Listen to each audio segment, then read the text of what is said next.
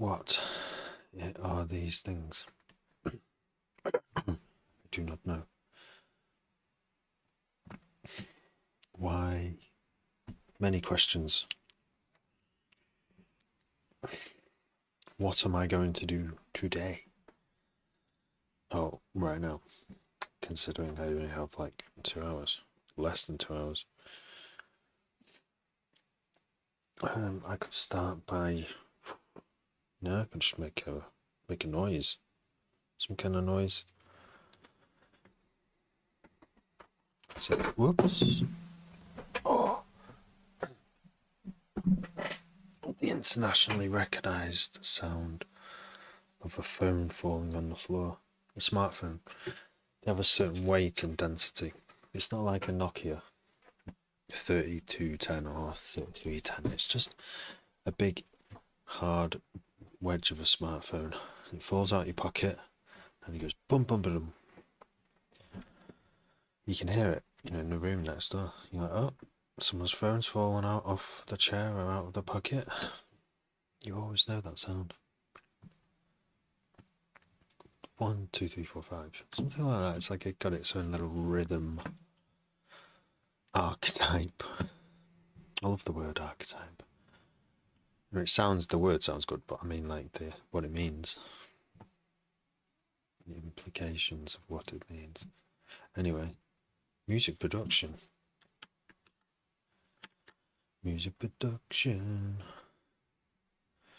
What are we making today? Let's sip a brew and decide. What could we make today? Well, I'm still making everything at 140. Let's add a track. And let us, I feel like I'm not doing this alone right now. Let's add Serum. My favourite synthesizer in the whole world. Possibly even in this part of the galaxy, because I don't know if there's any other civilizations around here. I can't be sure. I actually think they might not be. If they're either long gone or came way before us. And they don't run Serum. If they came before us, they're running some simulation of some kind. Anyway, I love sci-fi, and that sometimes imagining stuff that might be real in the real world, like aliens. Let's get a basic.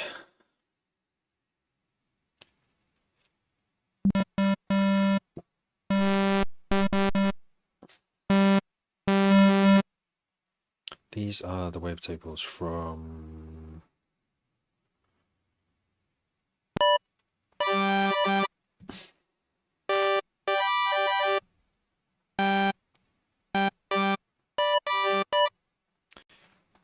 the synth. Any takers? I'm trying to think of the name of it. It's still used. It's like kind of a discontinued synth, but people still use it because it was one of the first wavetable VSC things. Massive. Native Instruments, massive.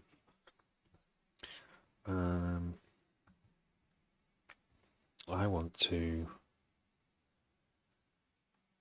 kind of, I'm still trying to make bassline basses, and I still want to make a bassline tune. I know it's taken me forever to actually do it, but I want to go in to a bassline making session with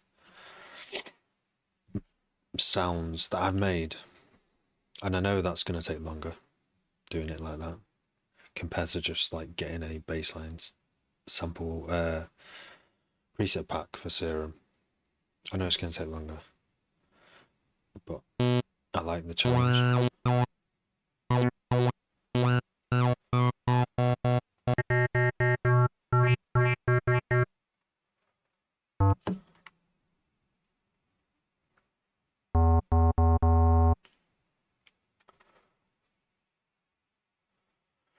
because I do like a challenge. I do. I mean, I make this, I make life hard for myself, basically. It must be more fun. I don't know.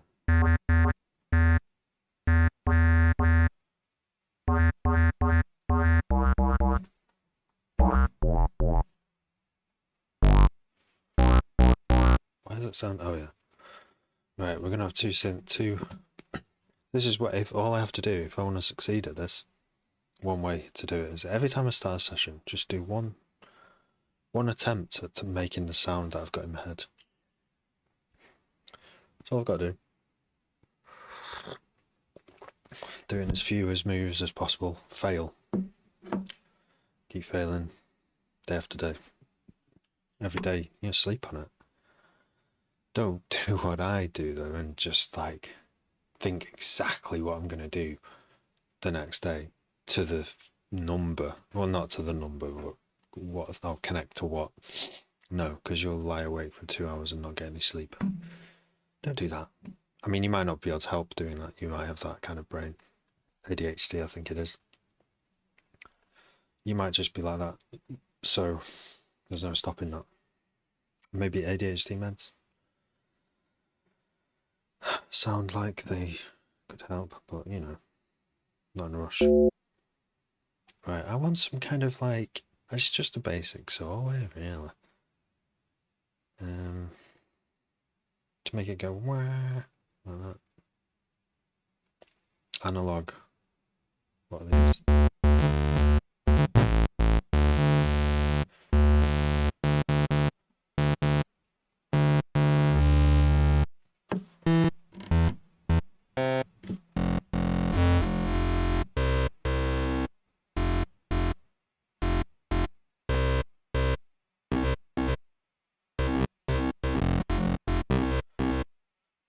Let's do a bit of that.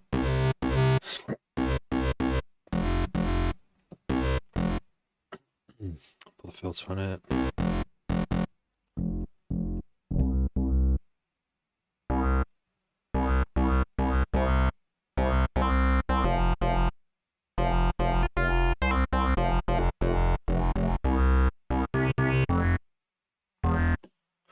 Well, that kind of has the Oscar A's kind of has a bit of the sound. Now it's been pitched up.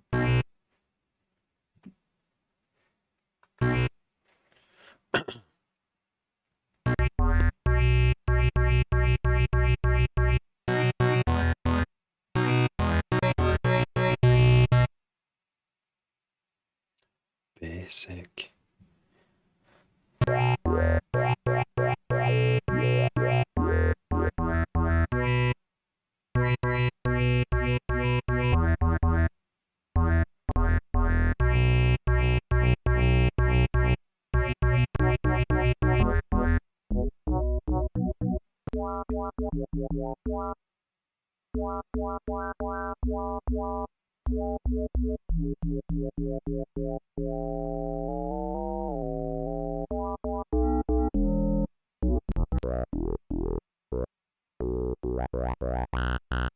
Very resonant. Grown.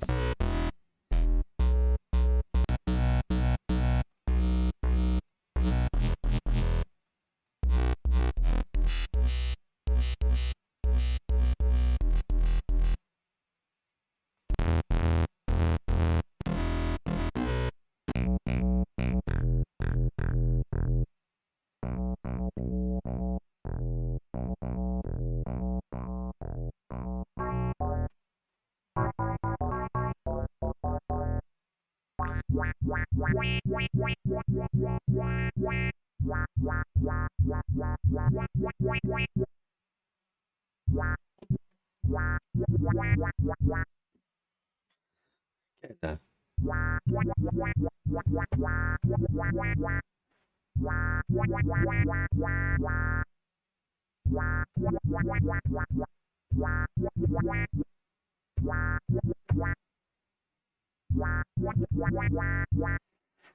Back in my play, thank you. Do you think it would pass as a baseline bass? Oh, this can be the start of me actually starting to categorize basses into more than just bass, because it is getting really confusing now. Let's just go to baseline.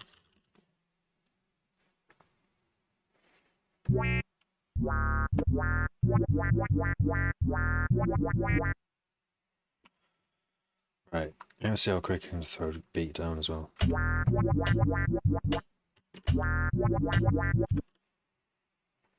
Niche, yeah. I think what will happen is it will sound like, it could sound like niche or bass house. But every decision I make from here on in, I'll make a baseline decision rather than a niche one. Although, aren't they kind of the same?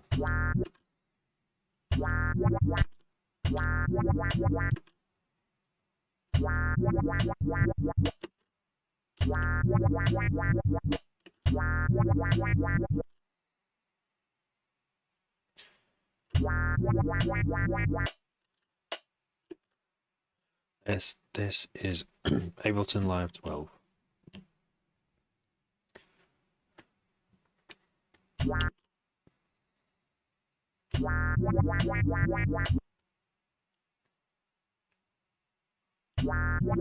Oh, before I add beats, I've just thought of, this usually fails when I do this, but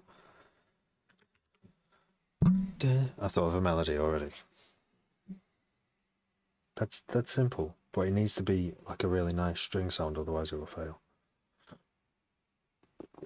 Nico, thanks for following.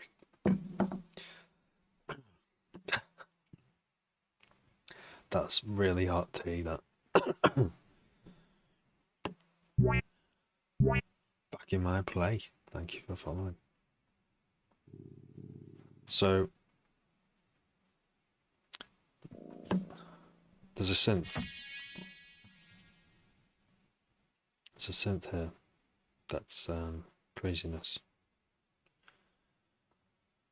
Absolute categories. Come on, give us a string. Give us a string. This synth is nuts. String, 4 strings. Okay.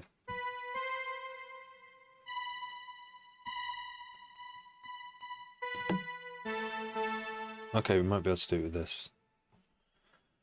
So let's listen to it again. I've probably forgotten it already.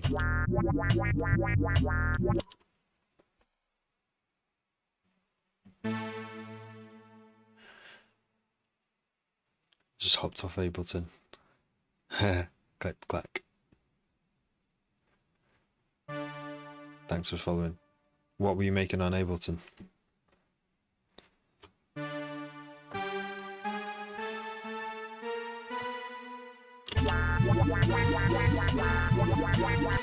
Like that, but I've never used this. Is the first time I've used a synth. It's a virus.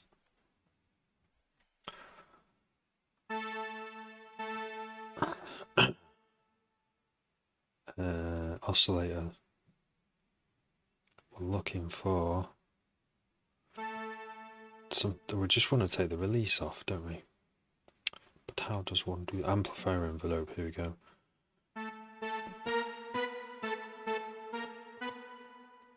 Tech house. I'm aware at this point that that doesn't sound like bassline, but maybe that can work on the intro, actually. Maybe. Wait. Loop Cloud is actually doing that, isn't it? Loop Cloud is actually providing me with a click track, just accidentally. I do wish that I could drag the sample from here, because I have no idea what sample that is. It doesn't tell you. It's useless. How am I though? I've got a bit my lip. It must have been sucking on my lip, and every time, well, not every time I eat, but when I eat, I bite on my lip. It bites by accident and it hurts. But I mean, that's nothing. Thanks. That's nothing compared to like the past few weeks that I've had with like not being able to get any sleep because of like kids crying, babies. It's a tough time at the moment. Very tough. I can't go on live stream every night anymore. That saddens me. I can't do my thing. I've always got to be able to do my thing. Sometimes I just can't. It doesn't happen often. And I think I need to just walk around like this. When I eat my food, I just need to be like that. What is this? Right, let's open the app. I said I was going to make some bassline drums. I'm just going to have to mute this track because it'll take me too long to figure out a technical thing right now. Right, let's get to drum rack. Let's get in this flow state. Everything's here. I can make a beat. I don't need to do any fancy stuff. I just need to load drum rack. There is our beloved drum rack. Sip. Yakida. Or cheers, or Sloanche, or one of those. Good health. So, I wonder if like if there's a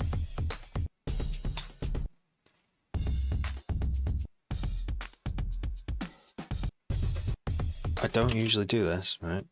I've been doing it more often now because sometimes to get the drum kit down, it's if you can just randomly land on a good one, it's not going to happen, is it?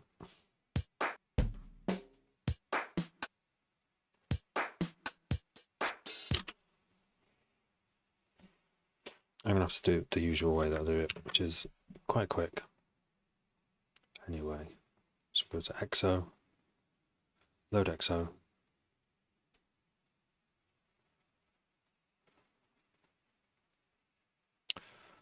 And will it load?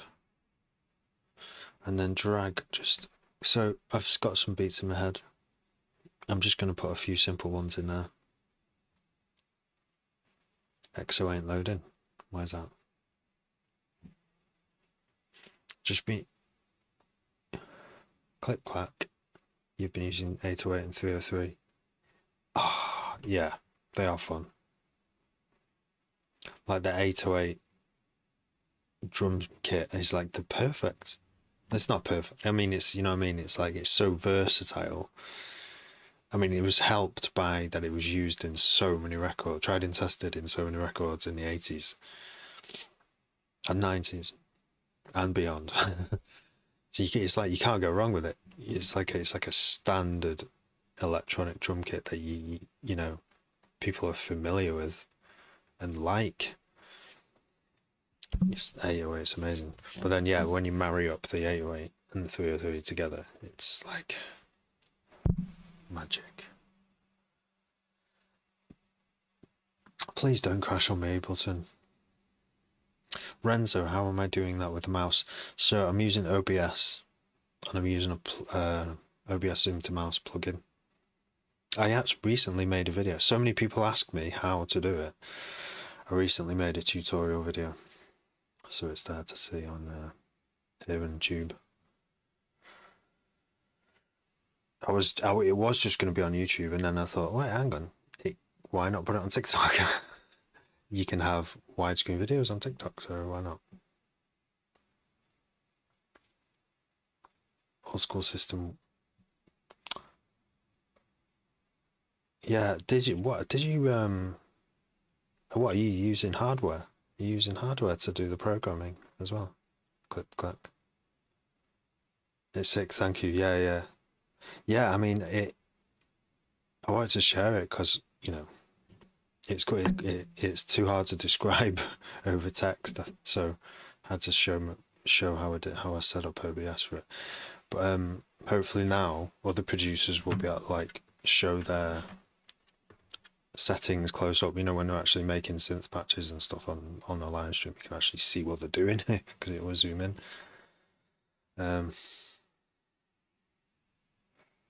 All right, okay. Yeah, no, I only have one. I've sold all my outboard stuff a long time ago, but I did recently buy like a 303 type synthesizer, with the programmer buttons on the bottom, and it's same. It can make the same sound, and it's analog. Because it was only like less than 100 quid, brand new. So I was like, I'm having that. Um, but I haven't integrated into the system because I'm all digital, all in Ableton pretty much. So I've not actually found a workflow that I can integrate it yet. So I need to use it though, otherwise I've kind of like wasted buying it. Right, this is not responding. That's not good. It's not good for me. Oh, come on. Close the program. Didn't want this to happen. Slowing everything down. Try to load it up again. Yeah, I see. I've got a friend who was he was he liked Ableton, but he liked Fruity Loops, and he's gone from doing DAW type productions. Just recently, he's gone more into hardware, so he's extended his hardware collection. He's centered it around the Korg Volca, and there's like a bass line one and a beat making one and effects and stuff, and he's just growing this little device. He could get it all in a backpack, rock up at an electronic night and play a set kind of thing. Right, what are we looking at here apart from that? Would you like to recover your work? Yes. Let's see if it recovers that broken plugin though. If it does that, it will crash it. But I don't know why that didn't work. That's my sound. Oh, it.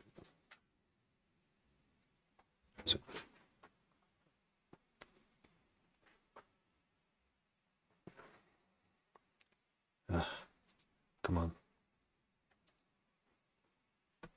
Right, I am risking if I open this again. There it is. I knew it would work. It's just a glitch. Right. So, baseline.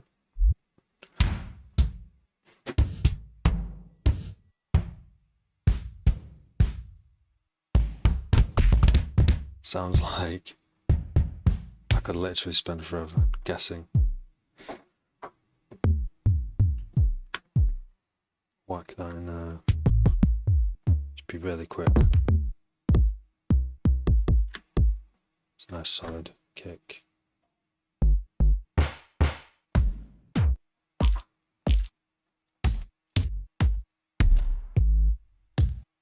Oh.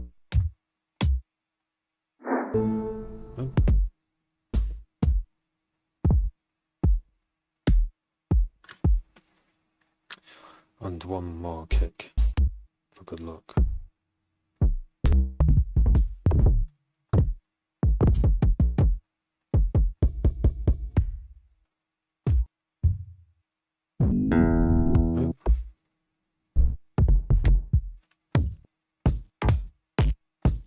Too long, taking too long. Right, anyway, that's the kicks. Now we want some kind of like lo-fi clap, don't we? If it's bassline.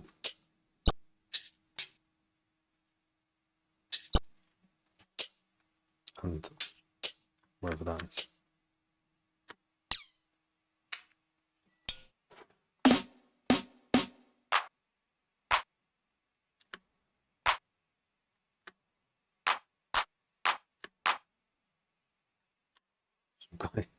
Clip claps. Yeah. Drummer verse. So, headers. No, this is XO by XLN Audio. But I know there was another one. I think it was drummer verse that I put out into the chat. Oh, it's a free download.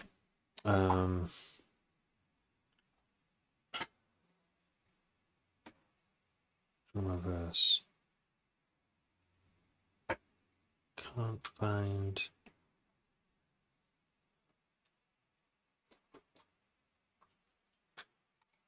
Yeah, there's another one that's the same concept, yeah, as XO. And someone showed me one. I can't remember if it was Drummerverse or not. There's one that's like a grid. It's like a map, but it's like circles on a grid. Like the sort of, you know, rows of circles rather than just like a random splattering. But I'm sure I've seen another one out and about on YouTube. I'm sure I've seen one that's closer to this. So maybe Drummerverse is it. And I can't get a screenshot of Drummerverse at the moment. Kick 2, addictive drums to.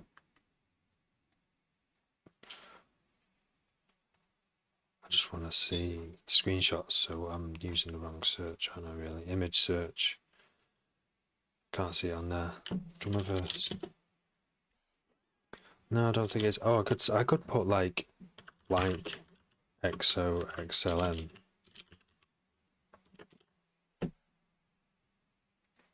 So there's XLN, and then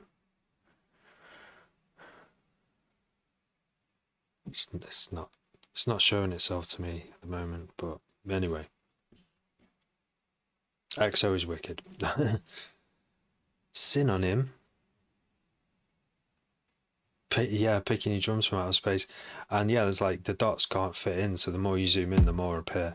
Obviously, if you've got loads of one-hit drum samples on your hard drive, which I have. Synonym. Thank you. Let's have a look. Synonym VLC.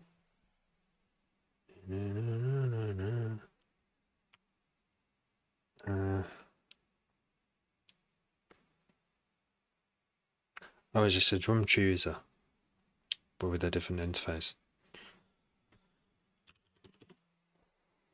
Some VST.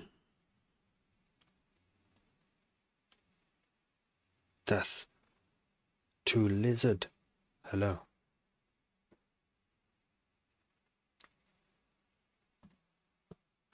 Right, we're picking claps anyway. Claps.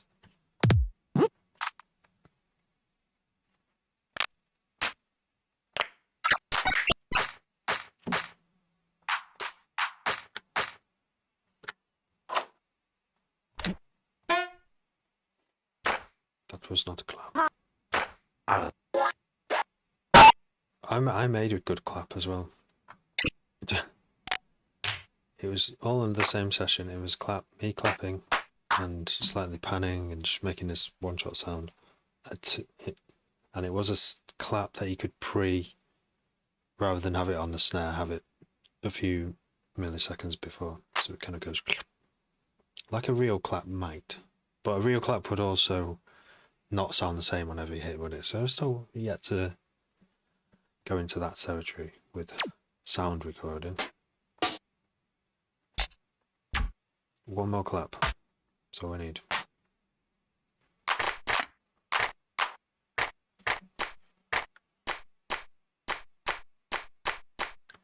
try that one. And then just some little open hats, yeah.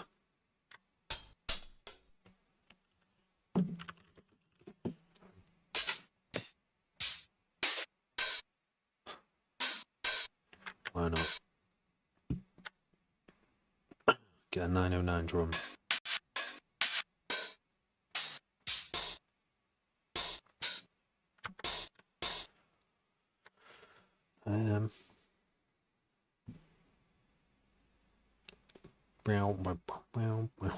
Right, next. Should be easy, this bit. Could all go wrong here. Control Shift N to insert parts, my new favourite key command.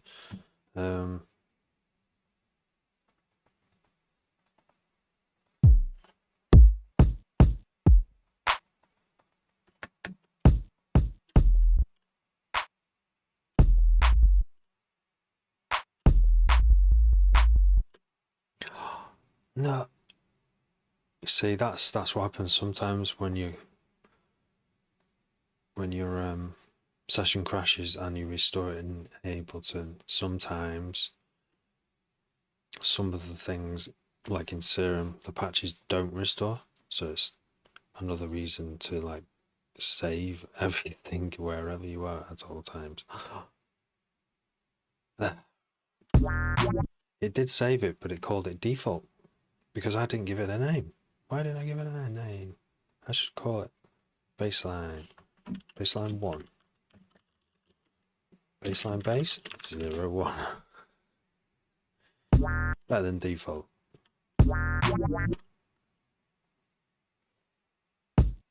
So we want a kick, don't we? We want 4 kicks. Then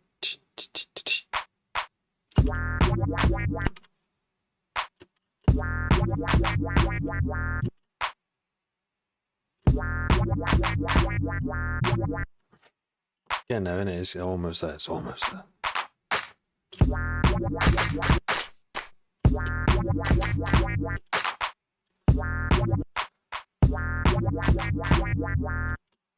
Don't know about that last one, but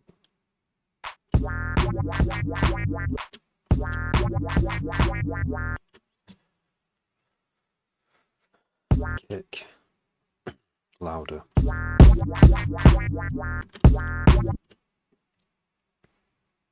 Maybe swap it for G.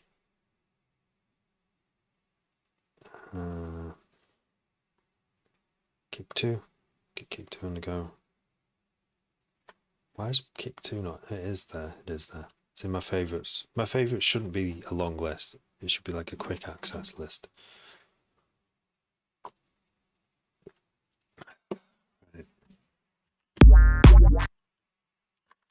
Let's name this kick. Too long. Too clicky. Way too clicky. Mute the clicks.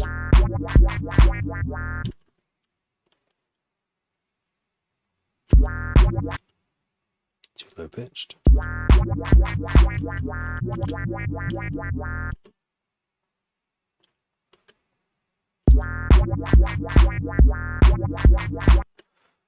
You might say too slow as well at 140. I'm making all my stuff at 140, so this is going to be quite slow because I think baseline, you know, you might want it at 150.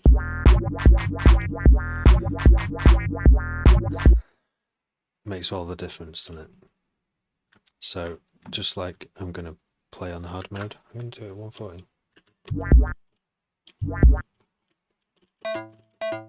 Oh no. No, I remember what this patch was though. It was, I went into here, then I went to categories, string. There wasn't all these before.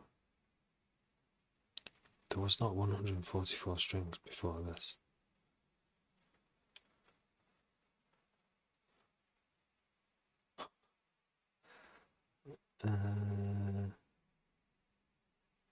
This is a problem with using experimental synths.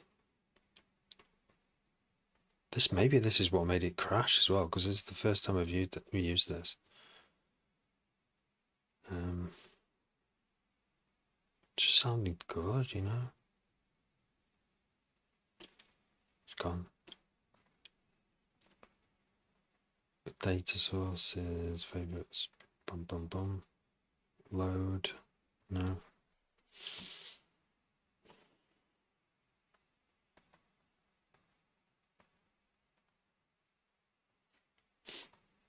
I'm not used to it. Categories, now it says 0 categories. That makes no sense. Factory. ROM bank A. Okay, right, okay. I think we used this one. Yeah. One of these.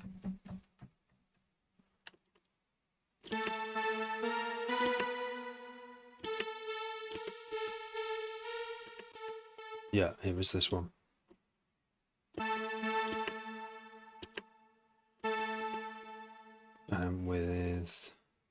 noise.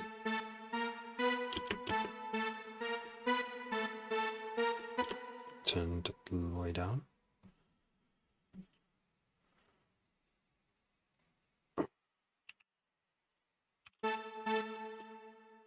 It's way off.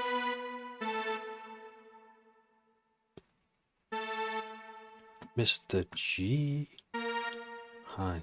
I'm working on and I mean this just happened. I was just like gathering some oh, what genre? Did I already tell you it was bassline? I can't remember. Bassline, yeah. But it just happened. I was trying to make a bassline sound, but a bassline.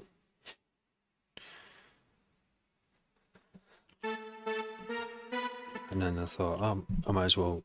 And then I thought of a melody, and then I thought I should, while practicing how to make basslines, might as well just do a beat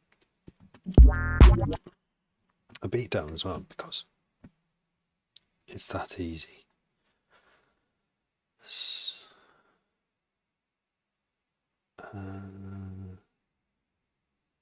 Raw. Let's get raw in here. Really.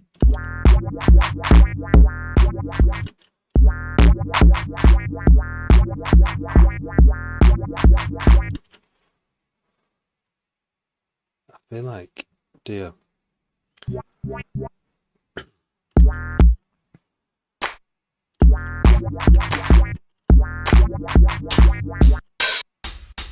I do love a good bassline tune. It's just my problem is it's not my allergic to bullshit. Hi.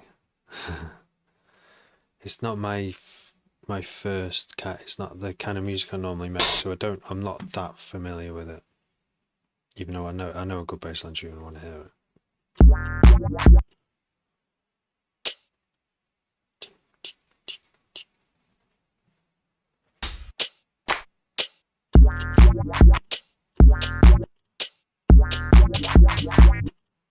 Oh, that accidental double hit there. That was good.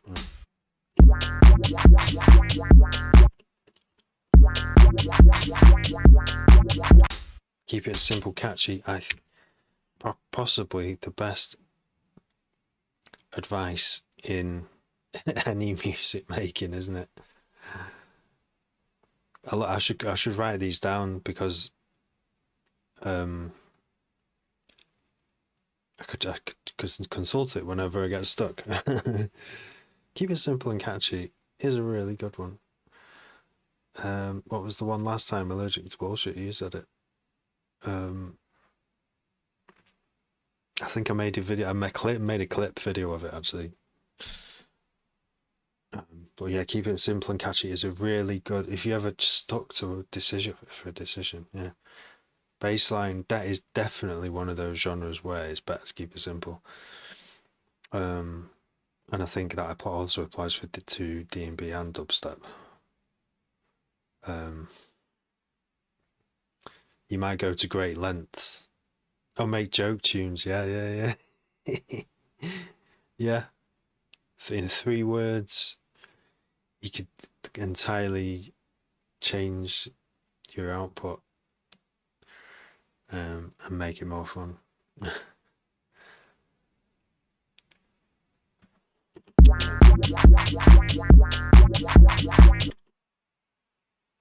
Yeah, I'm happy with how simple this is. But yeah, because like D&B, really good D&B is quite simple. Obviously, they've quite often worked to engineer some really good sounds, but what the sounds are doing is they tend to be quite simple melodies. I think maybe some D&B, obviously jungle, it's like, you know, the thing about jungle is the chopped up breaks, isn't it? Nice one, Mr. G. Like,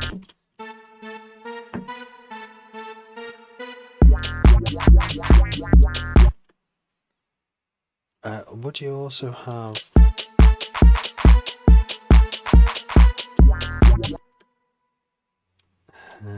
the reverb?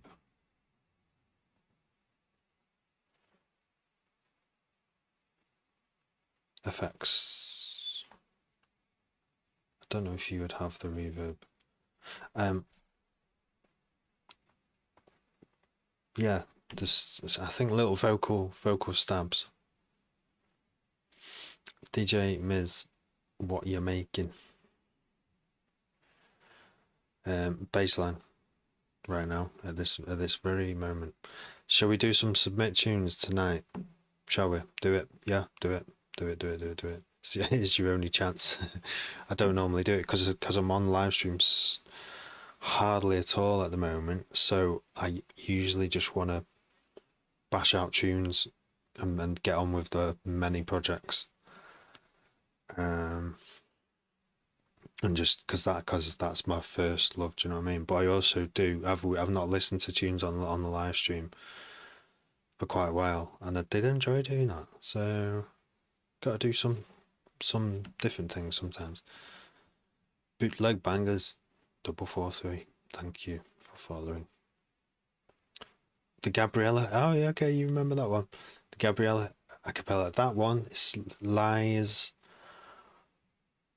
in the folder of undecided, so it could go either way with it. What I'll probably do is, if I don't like what's there, where the hell is it? If I don't like what's there when I listen to it, I will use bits of it, like use the already chopped up bits of Gabrielle vocal, but maybe redo the kicks and the bass. But I did have a listen to it the other day, and I'm like, it's not something I want to carry on with. But I still have the file, and I can load the file up if I want to do like a brand new variation with totally new drums and bass, which is I probably will do because it's a great vocal. Gabriella, it was a good choice. All right, yeah. So yeah, submit. I could do like a system so that people can submit tunes when I am doing a live easily. I think, do people use Discogs like for that? Is it Discogs? Seems like not Discogs. Discord seems good for that. Email's fine. You know, you can email it, or you can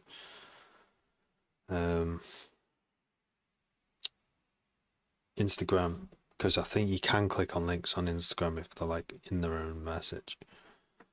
But you know, I can copy and paste stuff. So, but yeah, TikTok Live, yeah, and but yeah, forget everyone on, but not everyone is on Discord because I've only recently gotten Discord properly.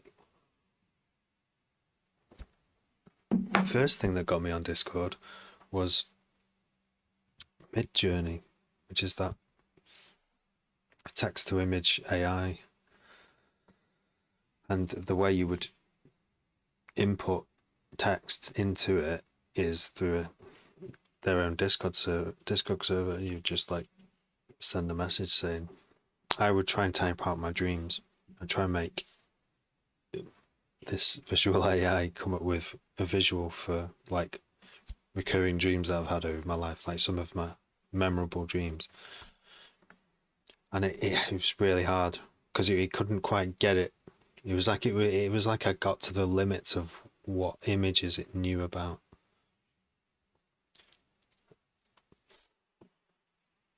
Just post them. Stupid videos and delete file.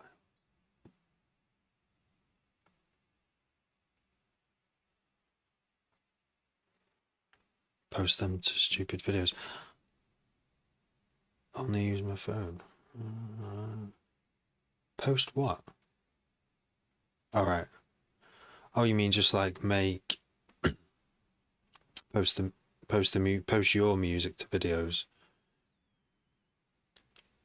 and delete the music files off your phone, but it would be preserved in a video like a TikTok video.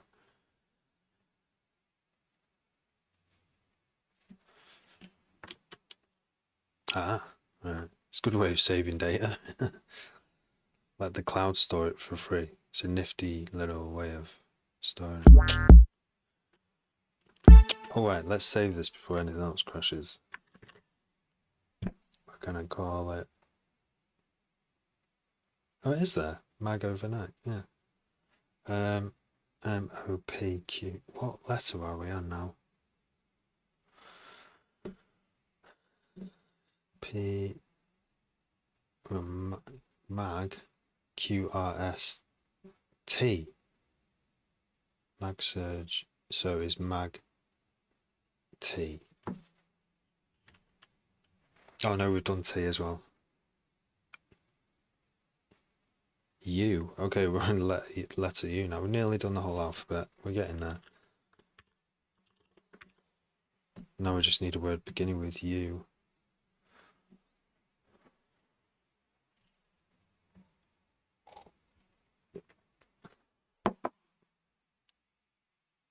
And so we're going to use word finder.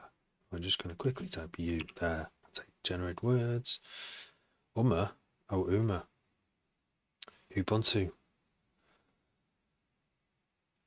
A philosophical doctrine. Terrapastel@gmail.com.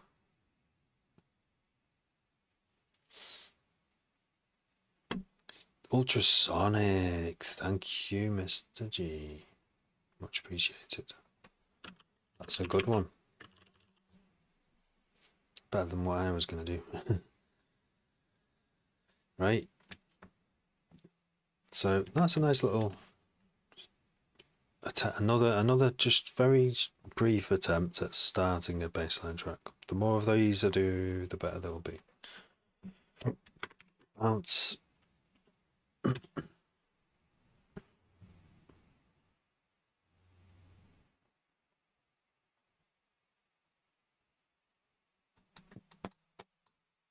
Terrapastel. I think I'm not far off 1,000 followers. And once I get 1,000, I'll be able to have like the link thing in there, link tree. And I can just say go on there and choose your method. But I suppose if I just keep it to email or Insta, then I'll know where to look.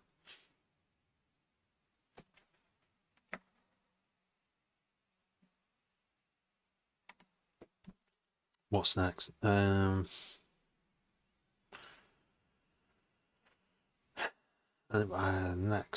So we can. I mean, while we're here, we could try and throw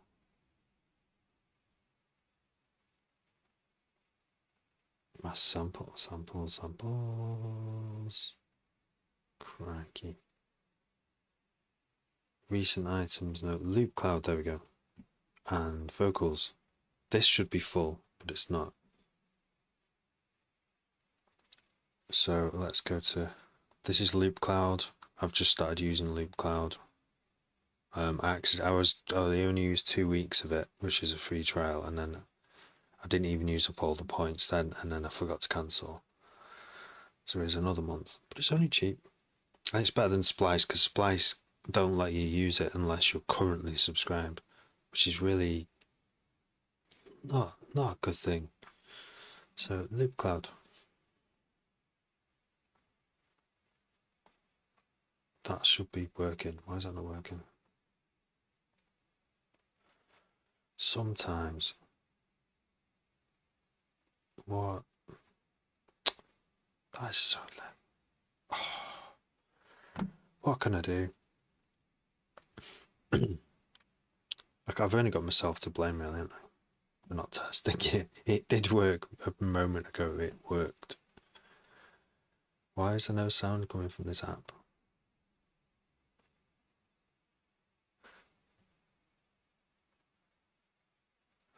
Loop. I'm just going to delete this track because it doesn't do anything. Let's try again. Open loop cloud.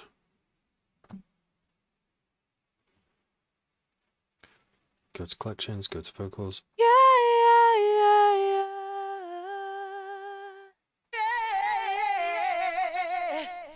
Right, let's have that.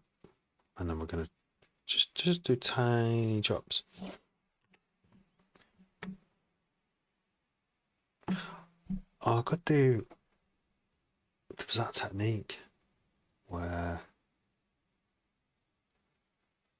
I've forgotten. Do you know what? I'm so big-headed that I thought I didn't listen when I saw this technique being done even recently. So what you do is you track this into a sampler, which I believe you can just do by dragging the audio into a MIDI track. Oh, no. Okay. So what about if we drag it there? Yeah.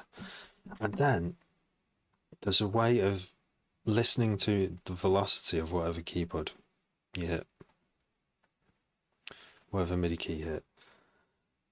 And that will play a different part of the sample.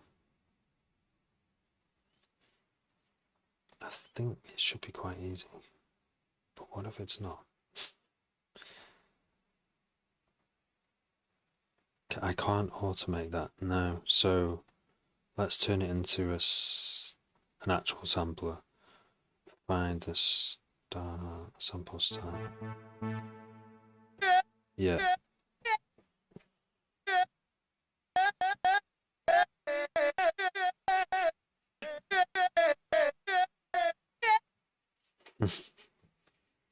Probably only one bit of it sounds good anyway, but let's just do it the hard way, the way I know.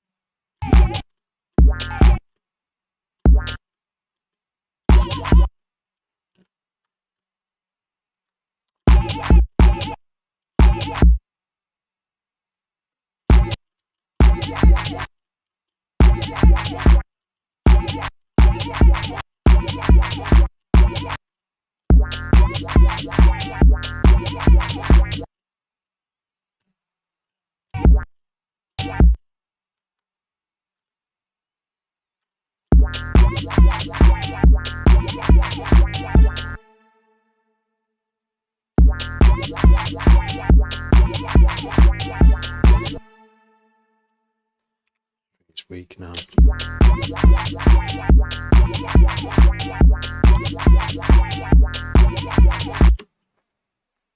Okay, I'm getting more into this more I'm doing it now. Now I want to do a variation based.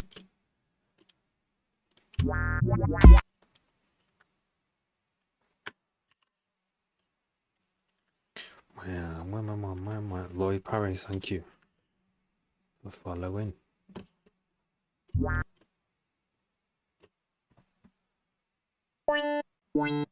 Alright, I'm just going to start from scratch. Oh, start from scratch. Could do, or could just reuse this one because it has the envelope shape that I want.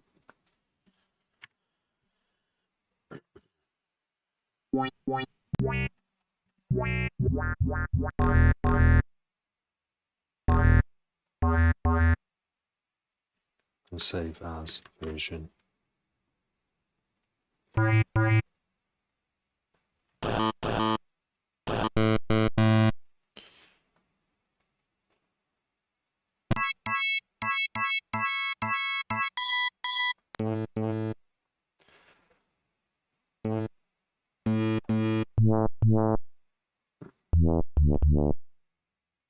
like that, but it needs more.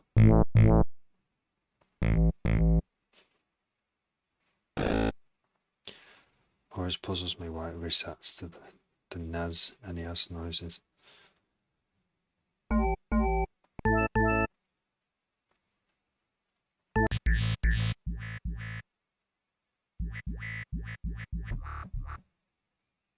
In it. Oh yeah, the arpeggio. Yeah, it really is. It's a time saver, and it kind of simplifies the visual. Like you just got to look at the automation rather than zooming in to see if it succeeds. And yeah, it's good.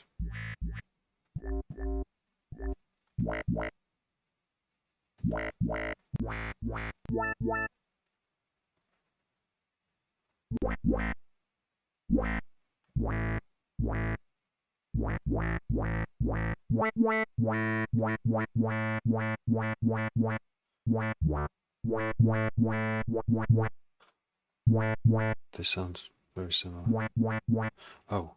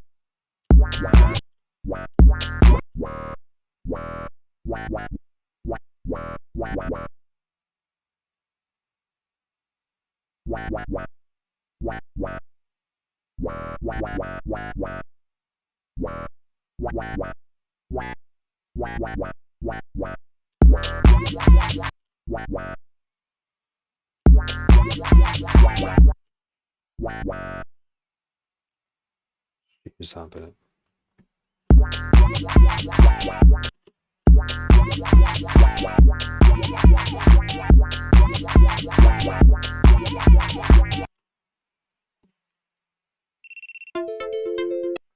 Yeah. It's telling me they've detected inactivity. Why? Where's that then?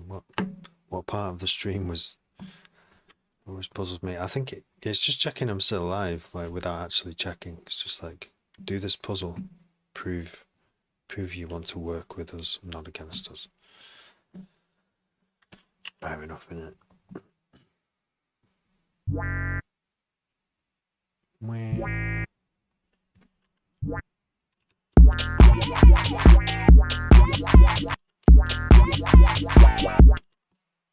Wow, wow. Wow, wow.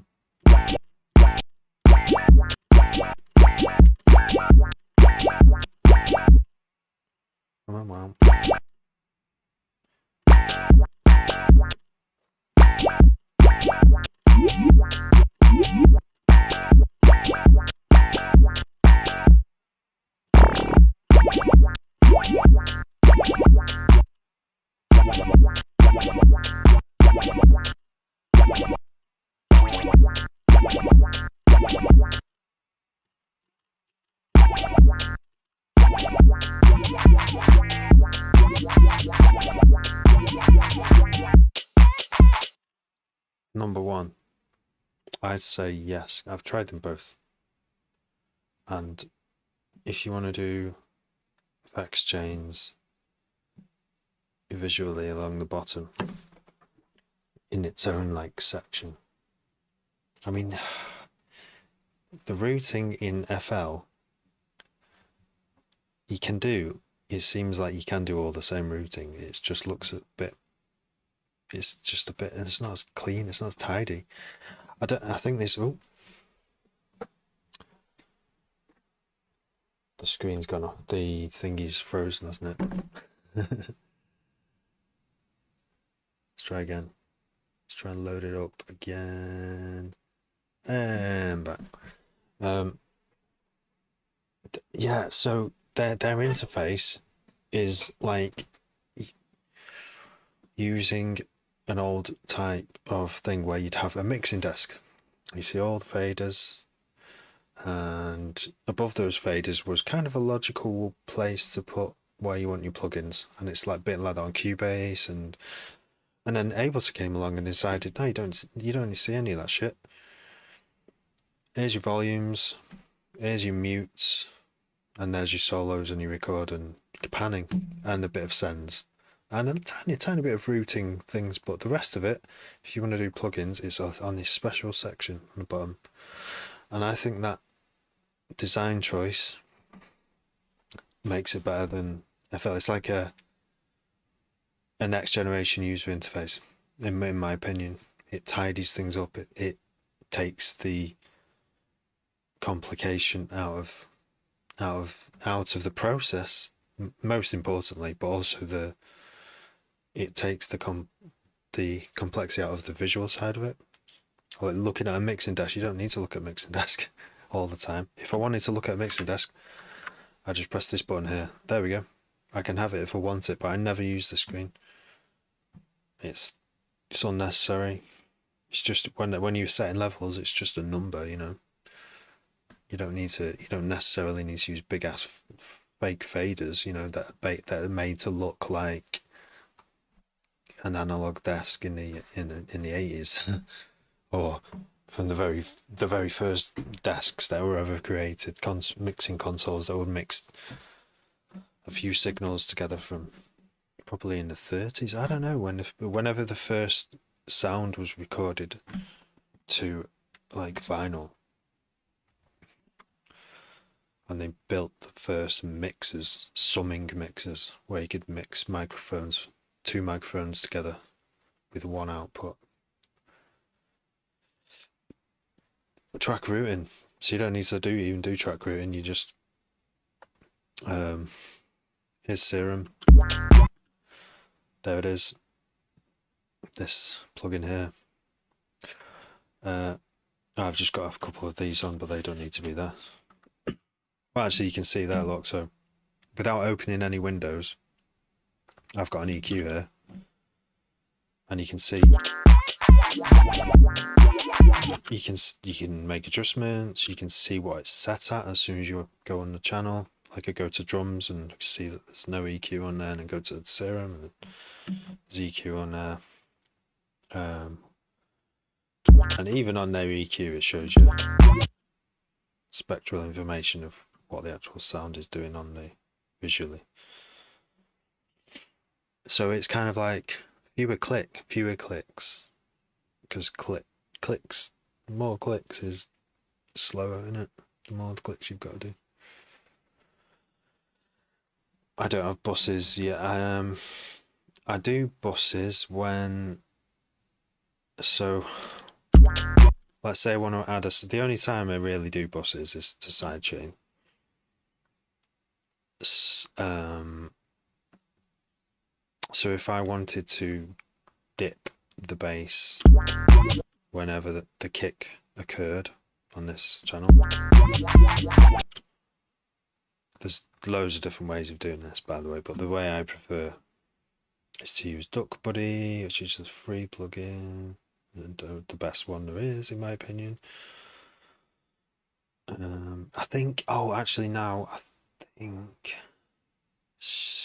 Volume Shaper by Shaperbox, Cable Guys Shaperbox, have actually done what I've wanted and made their look ahead actually as good as Duck Buddy, because it was severely lacking for a plugin that they expect you to pay for. I'm like, yeah, it can do all this cool stuff, but it can't do what I want it to do. So I don't use Eric. I don't use the stock Ableton EQ. I've started using more actually, because I've been saying in live stream, you might as well just use it. If you know, there's no point in buying Pro EQ3, which is by far my favorite. It's probably my most used plugin after Serum. but you can get the same results on EQ8. It's just that visually I like Pro Q3, and sometimes visually helps the user interface.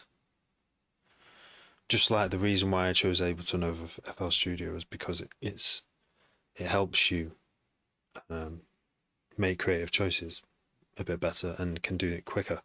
So, but because EQ8, the stock EQ is so low resource, I put it now on every single channel by default, and it just gives me a quick readout of what's going on the frequency, as well as being able to just do high pass cuts like pretty quickly. If I just randomly decide I want to put a high pass, all I've got to do is just turn that to a 4 and go like that. That's 2 clicks and 1 drag. Compare that to another way of applying a high pass filter on any channel at any given moment. It's all about these like tiny little savings here and there. Max for life. Yes, Stefan. Play. I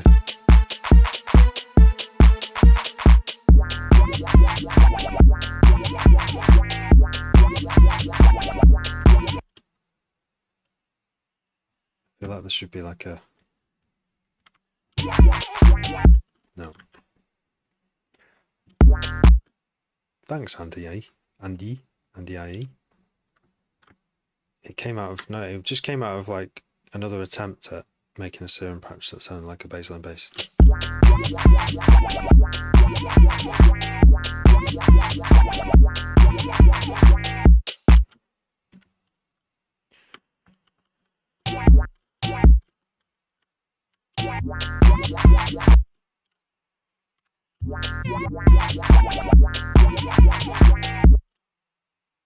Ableton Live, Ableton 12, yes, it is. A huge thing. It is making time savings. You have given up. What have you given up, Stefan?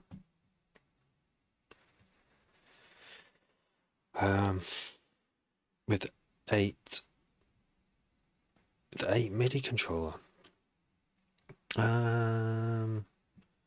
I just use sorry, I didn't get back to your question, number one. So you mean my ready room number 1? I didn't get back to you, which was routing. So yeah, if I want to have because this is something that you have to do on FL Studio, so it's important I mention it, right? So if I wanted to sidechain this bass, I go to Duck Buddy, which I store here, Duck Buddy 1.5, and then here's where I do the routing in Duck Buddy, which is like a Max for Live plugin, so you can do like more specific routing. So I'm going to route from drum rack, number 5 drum rack, which is there, and I'm going to choose the group called Kick. Pre-effects, post-effects, it doesn't matter because it's MIDI. And there we go, that's set up now. And if I extend this, you'll be able to hear the effect of the duck. Actually, that sounds better, doesn't it? Because it's bassline and everything's like proper magnified. So that is one example of routing. It's kind of easy when it's a Max for Live because you can have this extra routing. But if it was, say for example, we wanted to use a non-stock plugin to do this, the way I used to, like the one I'd like to get is Volume Shaper by Cable Guys, but let's just use Fab Filter Pro C, right? So we get our sidechain from drum rack again. Oh no, we can do it from Kick. Yeah, we can do it directly from Kick. What was I thinking? Of course you can. Yeah. So from the Kick group. So whenever a MIDI kick occurs, this is the difference.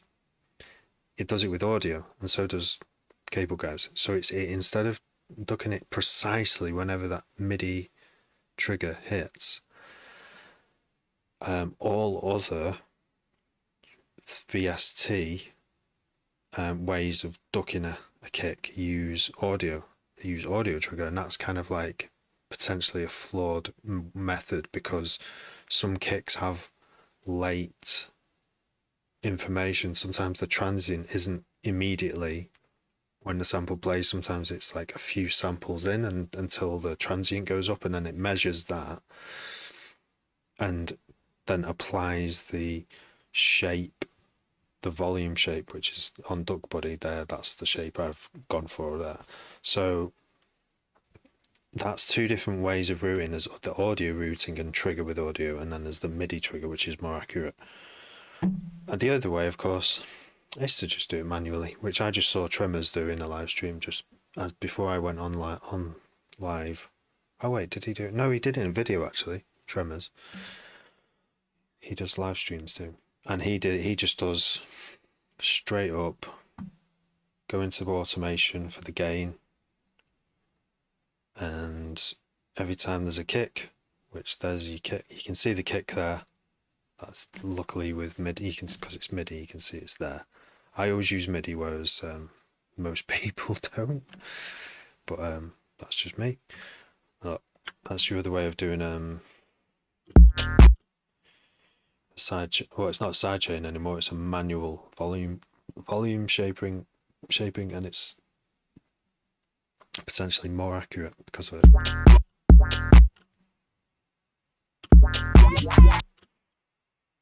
Yeah, and because that occurs every kick, you would just duplicate the automation like that. There you go, crash course into volume shaping, sometimes called sidechaining.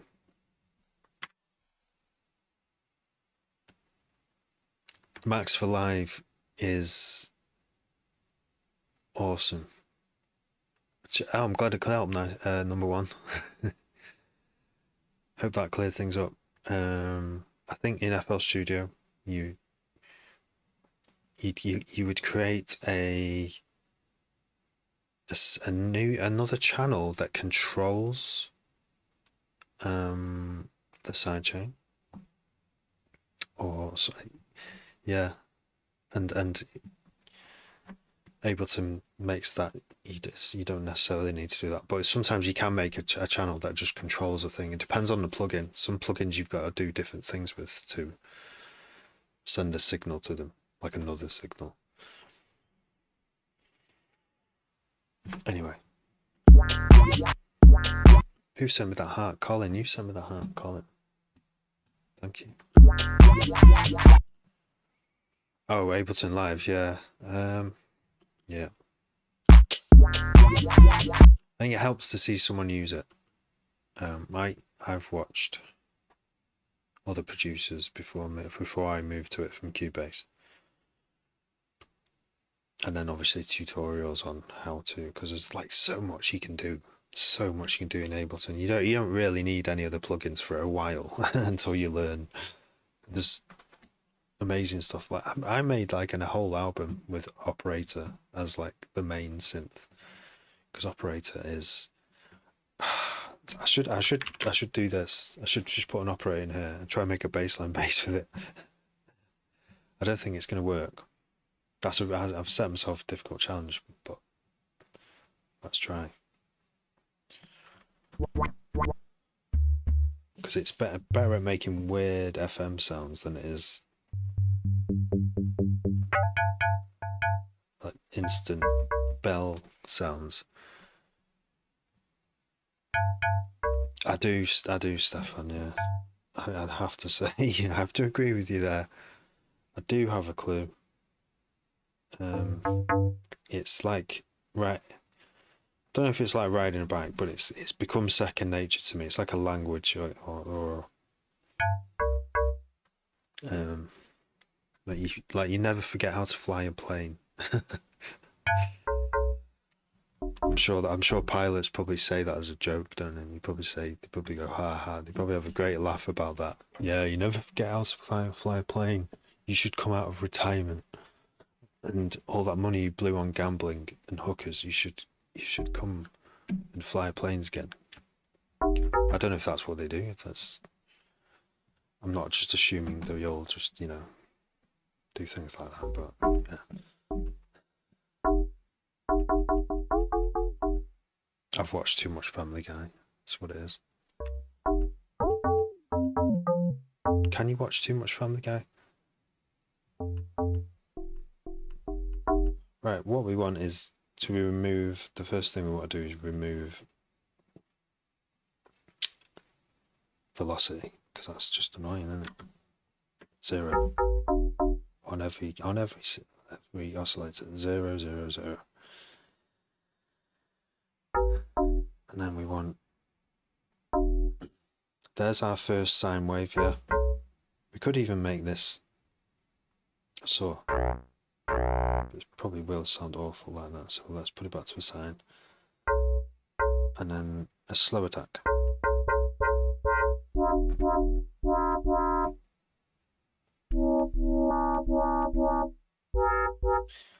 can't do curves. Oh no, you can do a curve there. But you can't control the curve.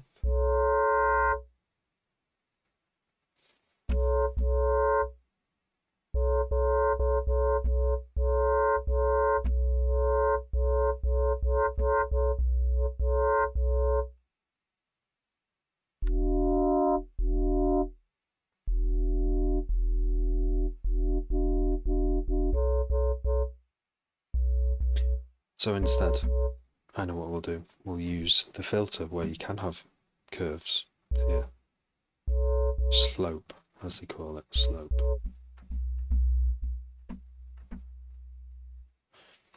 Filter amount.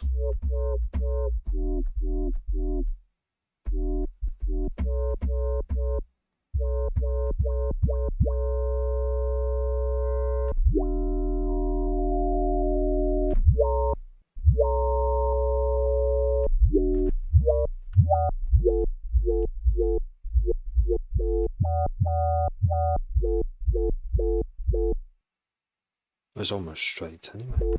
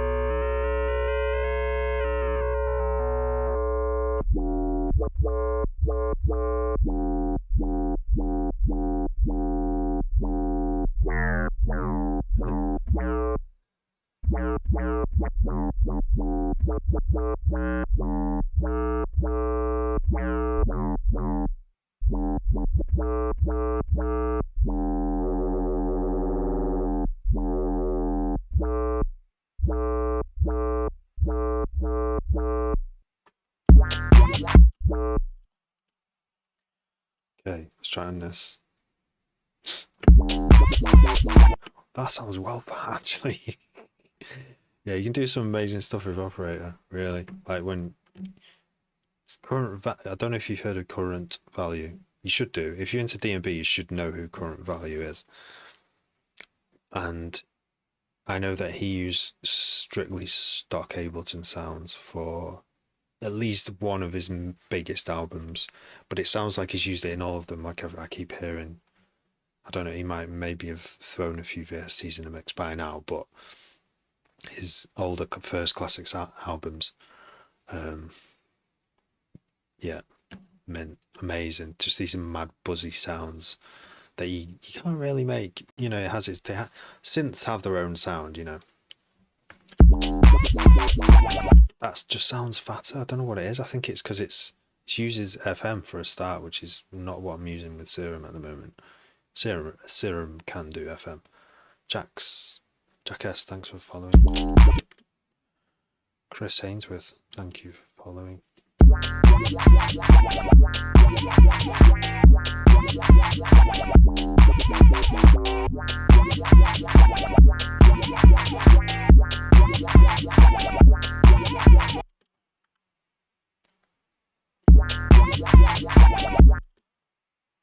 Ba-ba-bum, ba-ba-bum.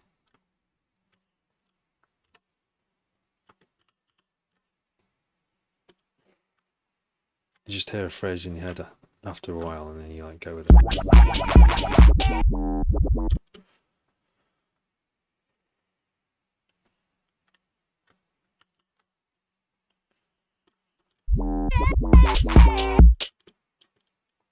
Oops. Let's try to use the same phrase. I've not labelled them very well, that's why. Like I usually colour them if they're different. Like these. Oh, okay. They should be slightly different colour. So I know which ones. I'll do it now so I don't get confused later.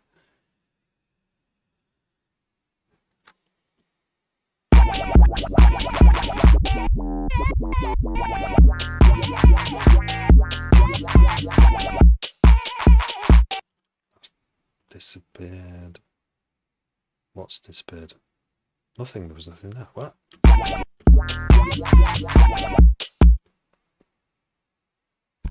Did I? Oh, it should be this.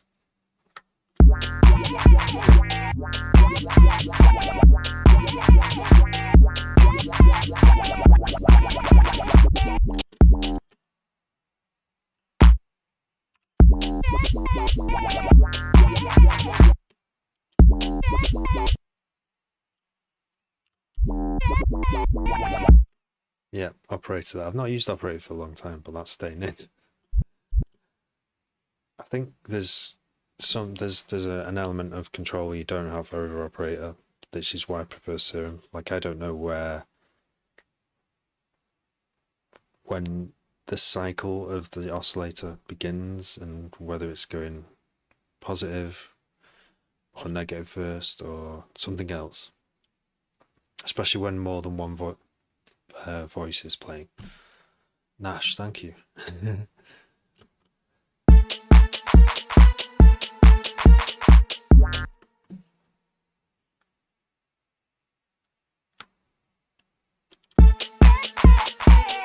Okay, having a vocal changes everything.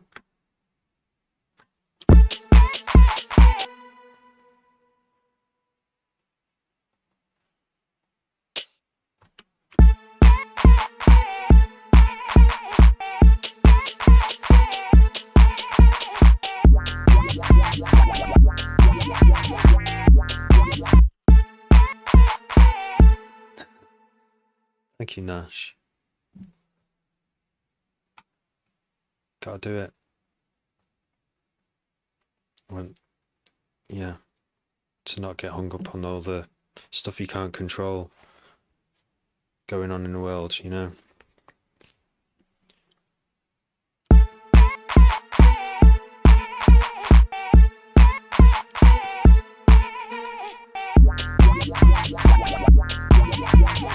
Oh, do you know what? I just heard in my head a little. It's only like 3 beats or something, but just a little cheeky drum roll.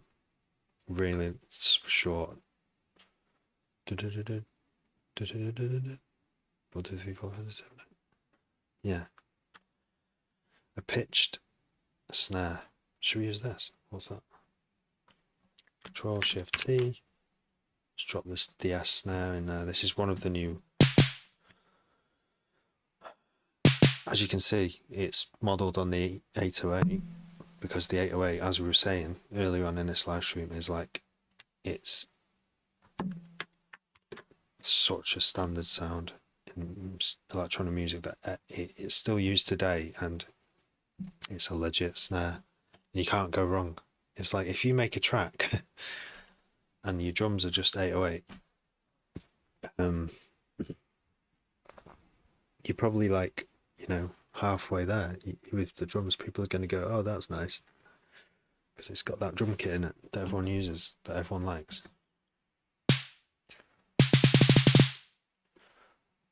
Okay.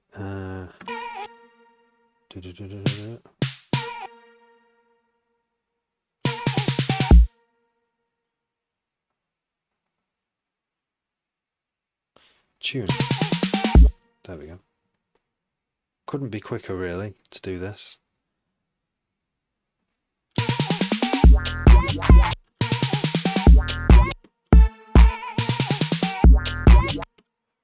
The ring, the snare sounds a bit too long on it. But I think I can just change the decay. That changes the whole decay. The other way is to just silence it. We could use volume for that. Might be the nearest option. Yeah, like that. Just 0.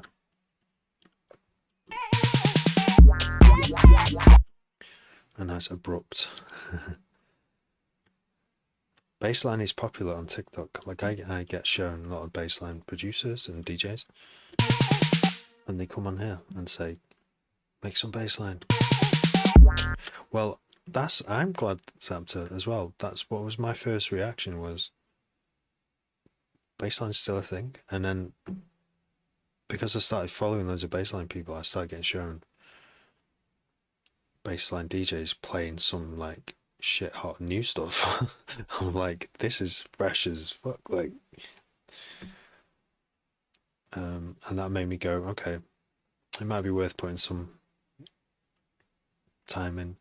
I think I was going to put some in anyway because I was being asked to do it, but then I love listening to the newest cutting edge stuff. I always get inspiration from that, so it was better to see a DJ playing at the peak of their performance and hearing tunes that they're buzzing off at the moment than taking requests on chat. Because I was like, I asked chat, can you like send me requests for bassline tunes so I can get an idea, but it was that process was quite slow. I did hear in some interesting tunes though. There's one tune that I loved, but it was actually garage. But I think garage, I used to listen to garage more than bassline. Bassline kind of like came off the back of garage a bit, didn't it? So I was around when garage was having a good time. Dandy Raid, DN3 Raid, thank you for following. Will, can I hear the track from the top, please? Usually from the top it doesn't sound as good, but because I've got this vocal in, it might actually sound good. This is just one sample, this one, and from I got it from Loop Cloud, this one. Larry, thank you for following.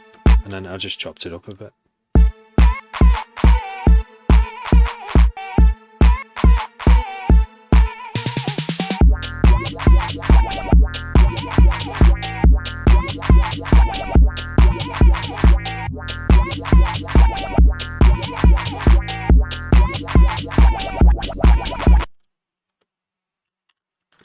Do you know what I could do with that? Oh, go out of automation mode with A. It's such a great key that you just press A and it all goes back to normal. When it doesn't work is if you don't have a MIDI keyboard and you're on a laptop, it doesn't. You tend to use the computer keyboard as a MIDI keyboard, and A doesn't work. Then you have to like turn off the MIDI keyboard, then press A. But like that as a power key, that. I mean, it's just saving you like a second by going to the top corner and pressing that button, but you know, it all adds up. It all adds up. Atlas Snarf. Joe.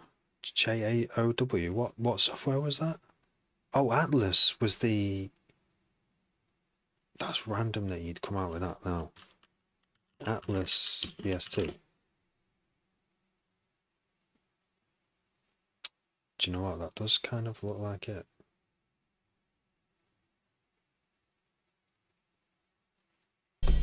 Atlas is a drum machine and sample manager, and we'll go 16th notes for the as everything else at the time that I've just built. That is it. That's the one that looks like a where it's like I said, it's like a grid, but do you zoom in on it? Making new kits and sequences. I'm going to make a beat and show you how quick and easy things are. We have our map in the middle, and these circles are our samples. 4 As we zoom in, we get more and more resolution, and we there start we seeing these go. clusters.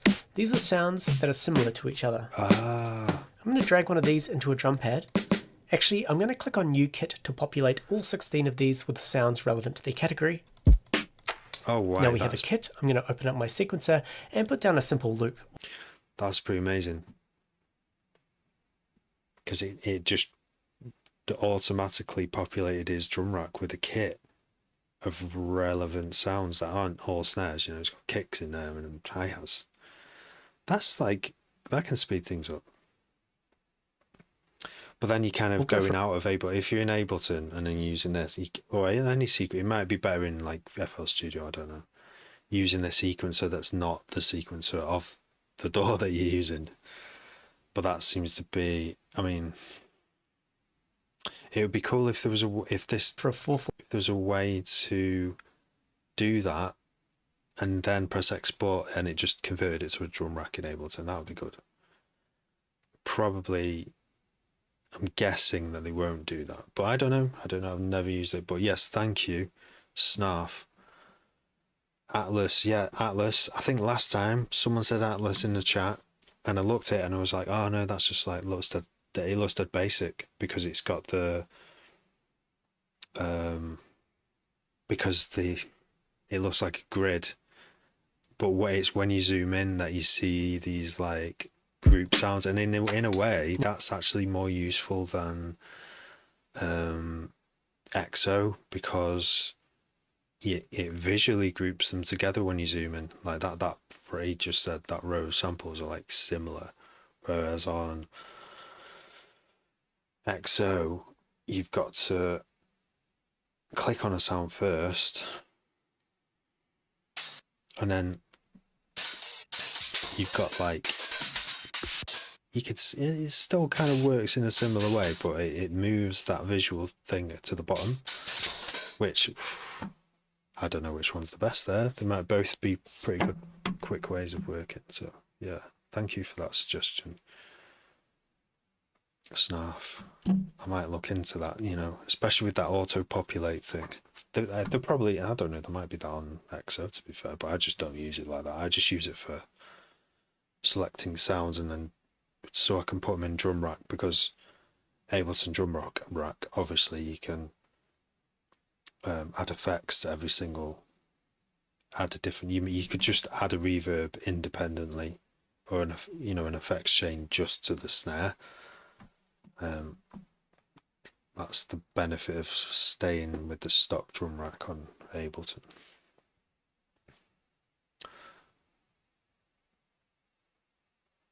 Stefan does DIY solar. Thanks for following. It's a good thing to do, DIY solar. I'd love to be completely off grid. It's hard to be completely off grid for electricity, but obviously, you know, I've got to use a mobile phone provider, which is, you know, you can't really go off grid for that. It's literally a grid, a communications grid.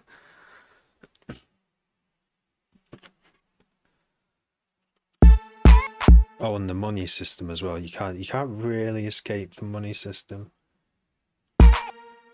especially if you want to buy like fossil fuels. Very difficult. Buy fossil fuels to burn, not just to buy them for stock reasons. Right, what are we doing here?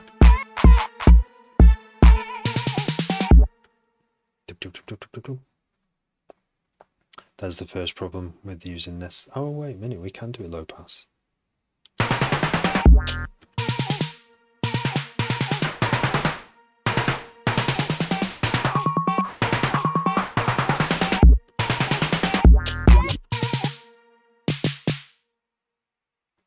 How do we control the high pass?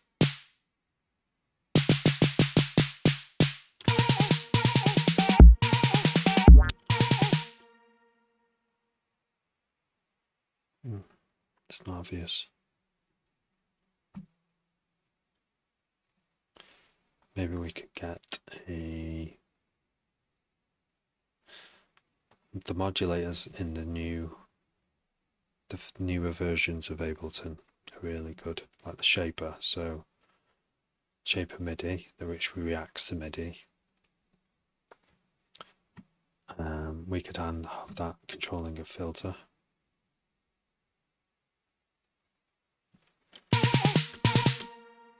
Map to frequency.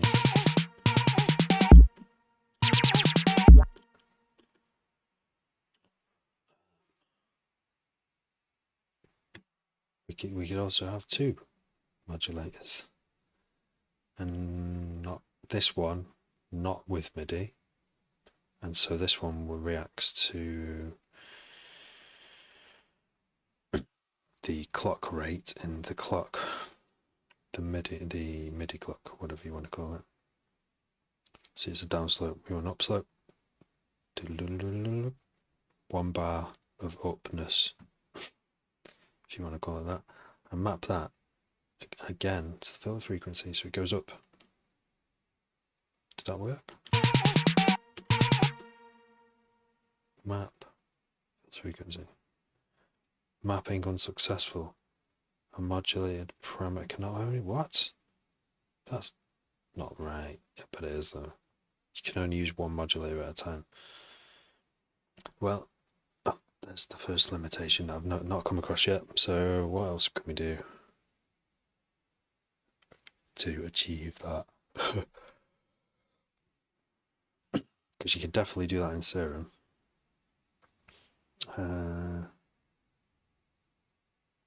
Oh, okay. We can map the output of this shaper to the to one of the depth of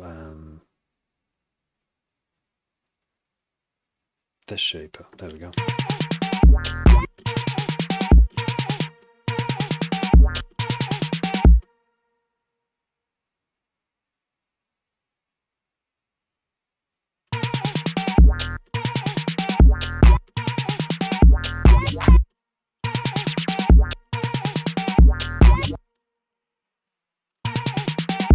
There, that'll do.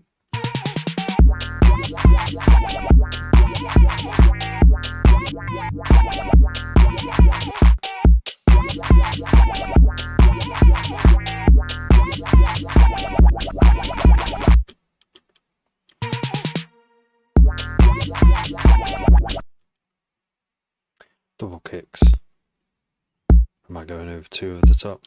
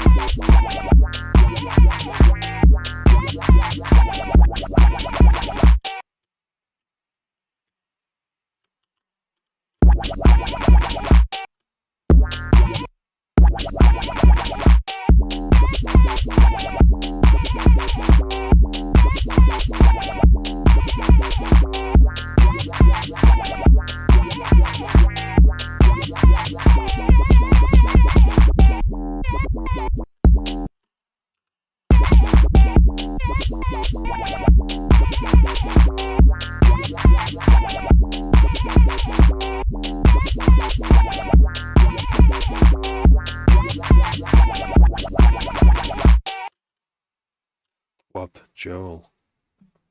So there's 3 wobs.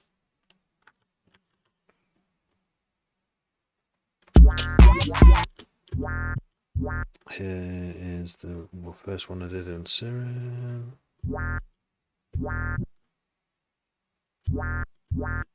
We have, quite simple, this LFO, change in the wavetable position on a 4-month square, which is a wavetable from,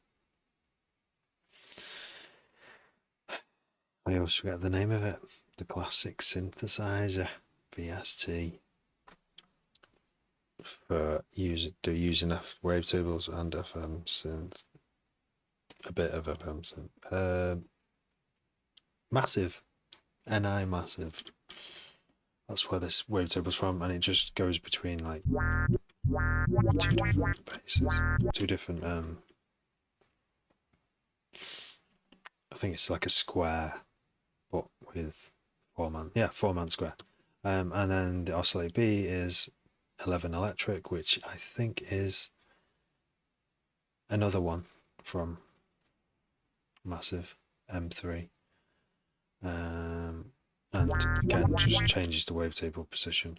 I think that's how this is how you should use wavetable synthesizers like Serum and Massive and all the other ones, because it's in pretty much every decent synth now. And I haven't been using it like this, but I think I've got a great sound really easily doing this. Go through wavetables, go between the positions, turn this knob and listen to the fade between multiple kind of waves in the wavetable. Find one of them first that sounds kind of roughly how you want it to sound, and then do that for the other oscillator to fill in any something that sounds close to what you want as well. And then like halfway there, you're all completely there. But in the case of bassline basses, they all seem to have a filter at the end with both oscillators going into it, with something of the high-ish resonance, and then the cutoff is controlled by your slope up. That's it. And keyboard tracking on the filter, so that the resonance goes to whatever key you're playing. It just keeps it in tune. Massive packs for Serum. I don't know, like the reason why I have bought a few preset packs for Serum, but I like to make my own. Project Sounds, thank you for sending a rose. Colin as well, sending me more. Thank you. That's how. Can you show the sound? What's the first thing a beginner should try and nail first? Beats. I always went on beats first, Jacob. Beats are like a foundation for dance music. Yeah. Just get some beats, and they're quite fun as well. They're quite like instant. You get instant feedback from them. Whereas basses, they're not percussive hits, triggers. They're like more longer notes, so you can still get quick feedback, but just not quite as quick as drums. I start a new drum rack every single session. I have done for a long time, just to get the practice up of just getting to fast with laying a drum rack down. But it's not necessary, actually. You just use one of the built-in Ableton kits or whatever DAW you're on. I'm sure it has some really good stock kits, especially these days. DAWs are been around for a long time, and they've developed, and they want their out of the box beats to sound really good, so they are actually really good. Depends on how good of an ear you've got, because you could get a really good drum kit and not realize how good it is. Depends how you use it, I guess. So yeah, what's the first beginners? That's a really good question, actually, because I get beginners coming on saying where should I start, which is a really vague question where you don't know where they're at, So I don't know. I'd say beats, and then just play around with bass, just make a loop and mess around. Reverse bass. I guess I can make a reverse bass lead in. Yeah. Shall I do it now? Where are the oscillator presets you used in that bass pack? So these wavetables I downloaded from somewhere. I cannot remember where I got them. they're the ones that come with massive, but you can just kind of get them on the internet. I cannot remember. There's loads of this stuff. I don't remember where I got it from. It's been hanging around on my system for ages. Yeah, serum and massive wavetables. There's the same ones there, look. Korg. Wait. Yeah, massive 2, massive 3, massive 4, massive 5. They're just the basic ones, and they should be enough to do pretty much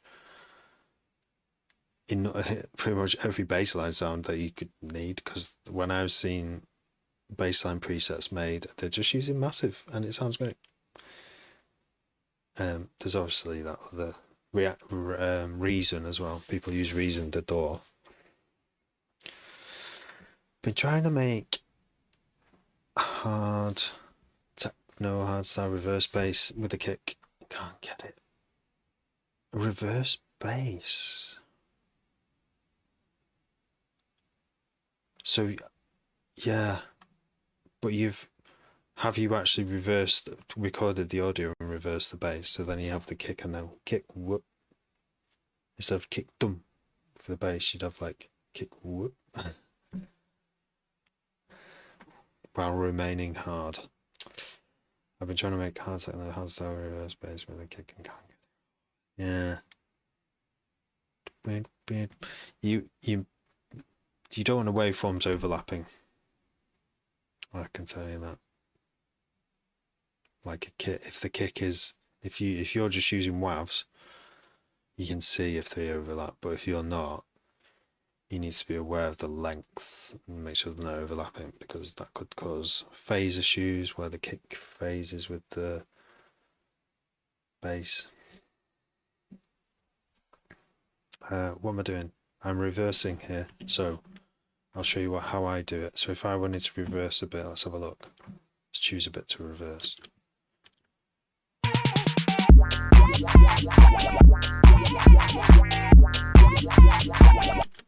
This bit. So what I'm going to do is it's this bit here. Insert an audio track. Call it reversed bass, and then hit record on it.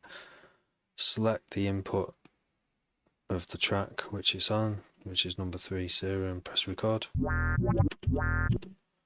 There it is. Mute this note that I want to reverse, and then there's the bit I want to reverse. Yeah, that's the bit I want to. I've muted the bit, so it still sounds normal at the moment, including the level is the same as well, because I've not touched anything. Now if I press R, that bit's now reversed, which is handy, isn't it? Just it's got its own ladder. It's mad how reversing is like one of those effects that usually it does a lot. It's really effective little cheeky edit you can do at any moment in a tune, and it makes it sound so alien because it's time running backwards. It's like such a fundamental thing you can do with any sound. It's probably not underused. It's probably used just the right amount, but I sometimes use reverse. I try and use it in at least once in every track in some way, even if it's in a sound where you wouldn't really notice. But yeah, here we go. Here it sounds. It sounds like a normal synth, because bassline sounds backwards. Meow instead of mwah. Meow meow.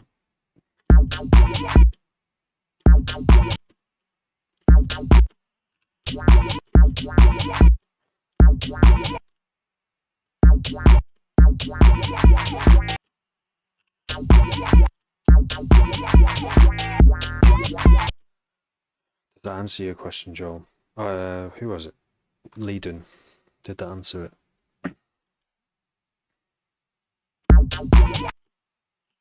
Because hard techno, hard style. I'm trying to think of a hard style.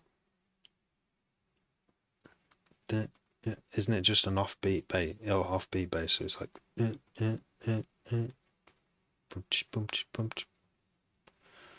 Jacob, thank you for following. It's midnight. I was gonna get off an hour ago. Oh no, no. We're good. We're good. I've got 10 minutes left, guys.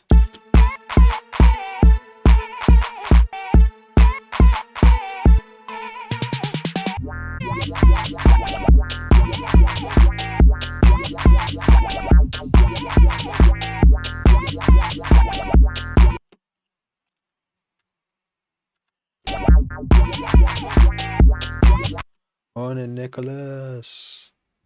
How are you? It is the morning. Happy morning.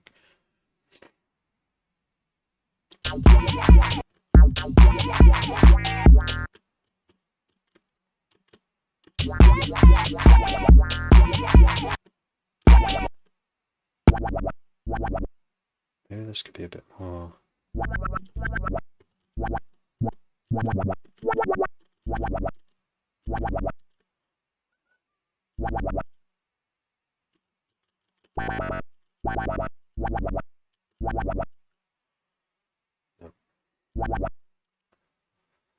Look at Angeli Jamaican. While bouncing this, that's a good use of my time. Okay.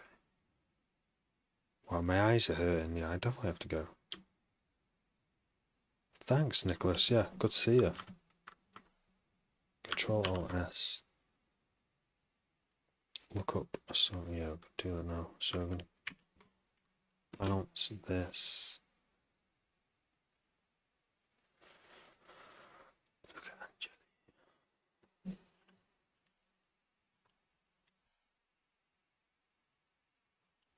Angeli. Look at Angeli Jamaican.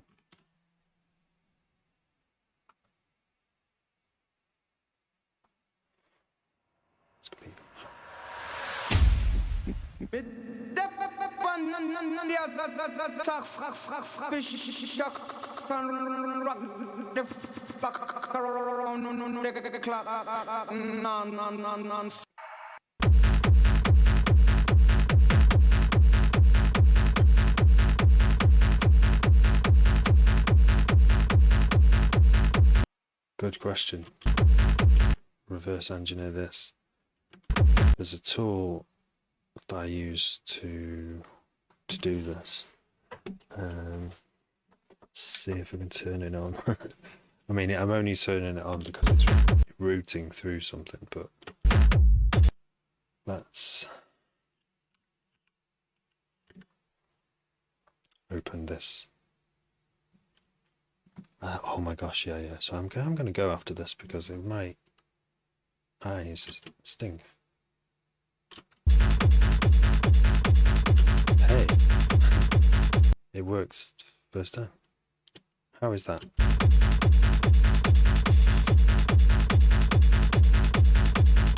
So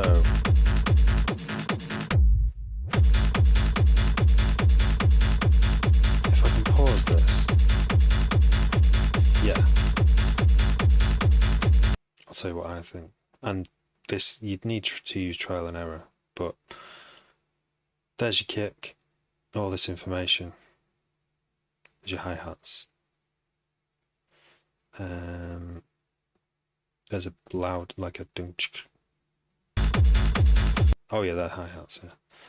Wait, what's at the beginning? It's kind of like that all the way, isn't it? But the sound is like a, there's your kick. The beef of the kick is like doof. And then you can hear this bass, but it's only quiet. Look how quiet it is relative to the kick. And it's, to me, my ears, it sounds more like a rumble, but it does have a definite frequency going on now, which is the same as the kick, which is roughly a 60-ish hertz. Maybe it's A0, A0, or A sharp, or maybe even a B, 0. But you'll notice there's a gap between when the kick ends and the bass, kind of the loudest bit of the bass occurs. So they're not ever happening at the same time in the lower end of the frequency spectrum, because if they were, it would sound very muddy. Sonic sound, yes, I did try it, and it was amazing. Go to the next drop. Okay, we'll do so quickly, and then I've got to go.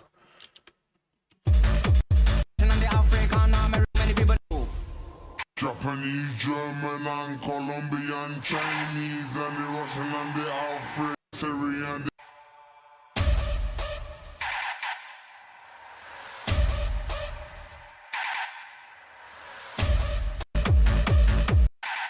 It's pretty cool, this. Oh no.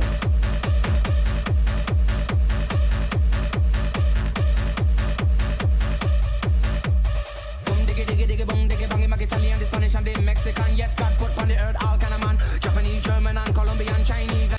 I mean, it kind of sounds like it's all one. It sounds like there isn't a bass. It's the kick is the bass, and it's just got this like it's almost like an echo of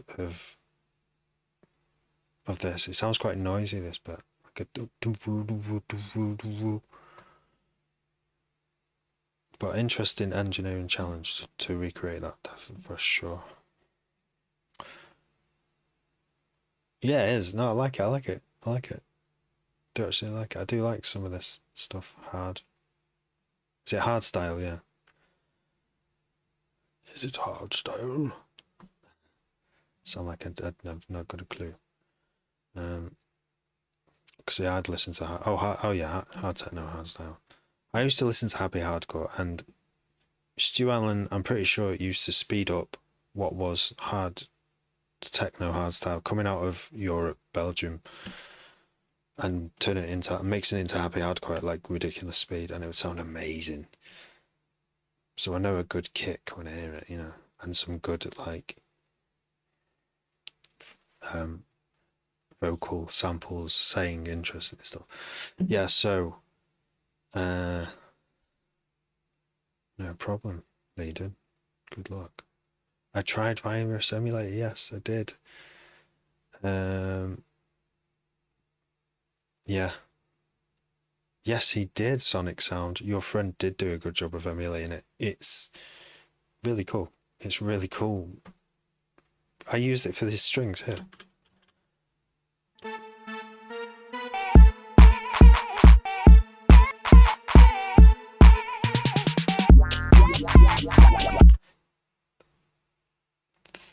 The way this, the first thing I noted, I used it just before I came on live stream to check it worked. The bass, reverb to fuck, yes.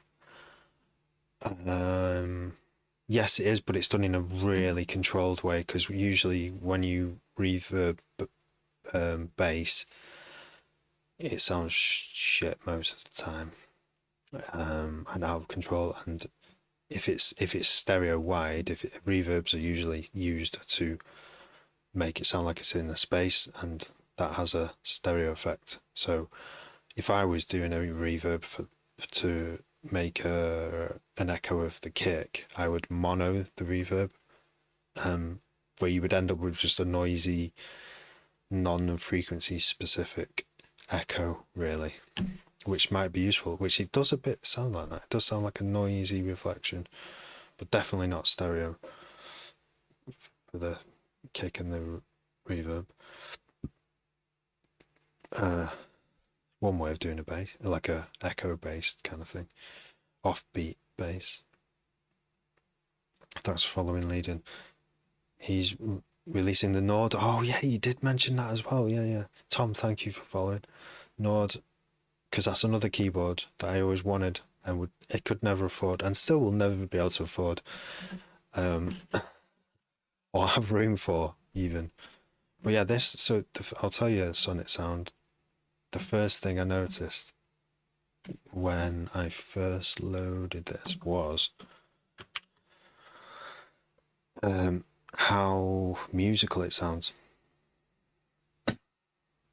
Which is that, oh, thinking about it, okay, let's deconstruct what that means, because that's just like a bullshit like term, really. Musical. It basically is really usable. The sounds are really usable. And if these are like the sounds that came with it, I can see why this was a hit. Every sound I've played is so far is like great. Like really, there's the right amount of decay and reverb on it, and I just use that right now in something.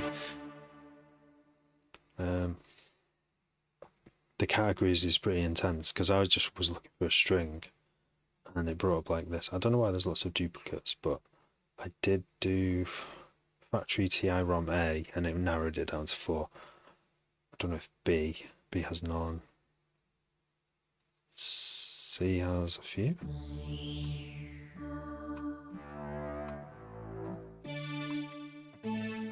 But yeah, it's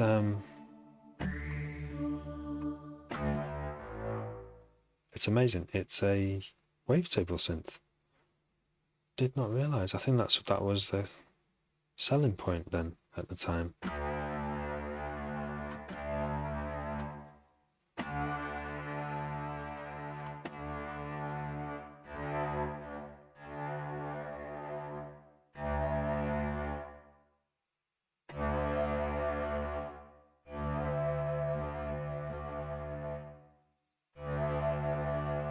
Like it's quite easy to come up with interesting sounds quite quickly on it. So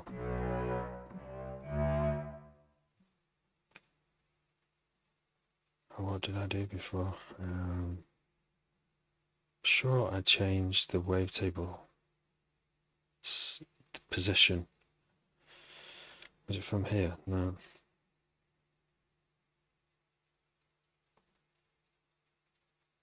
Oh, yeah, I haven't slept properly for days, weeks, possibly even months. My eyes are telling me I'm going to go to bed. But I just want to find this one last setting. One last thing. Because I saw it before. It's gone.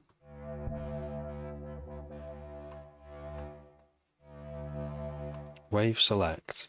And then there was a wave...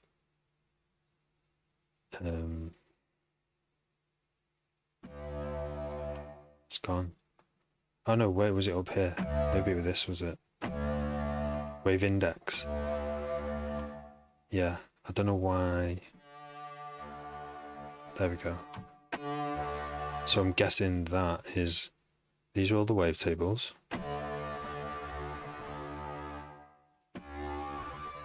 And this is the selection of the position in the wavetable.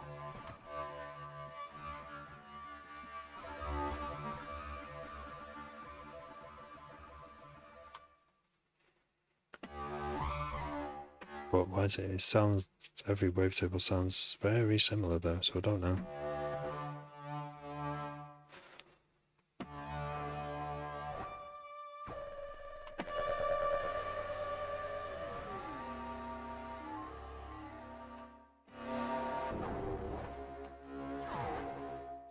Maybe that's why. Turn these off. Oh, it's because it's being saturated, okay.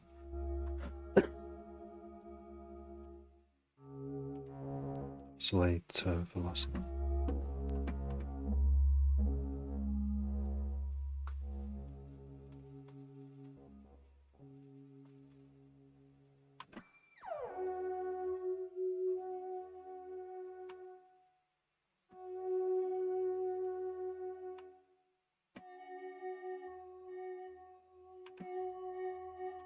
Hi, Serial Vapist. I'm about to go, I'm afraid. I'm good. I have to go because I'm like super tired. How are you doing? So yeah, I've only just started playing with this today, so I've yet to figure out how it's done. I'll show you what I did. That's what I did. Right. Thank you everyone for watching. It's been nice chilling. I hope to be on again soon. The worst thing is that the shorter my live stream every night, the more chance I've got coming on the following night. So I could come on every night if it was only for like an hour, but it just tends to, things get going after an hour, you know. So maybe it'll have to be 2 hours every 2 days. I don't know. I'm gonna try get on tomorrow. We'll see. If get some good rest now, and no babies wake up in the night, then I'll be winning tomorrow night. Winning because I have no control over the outcome. It's a game. It's like a game.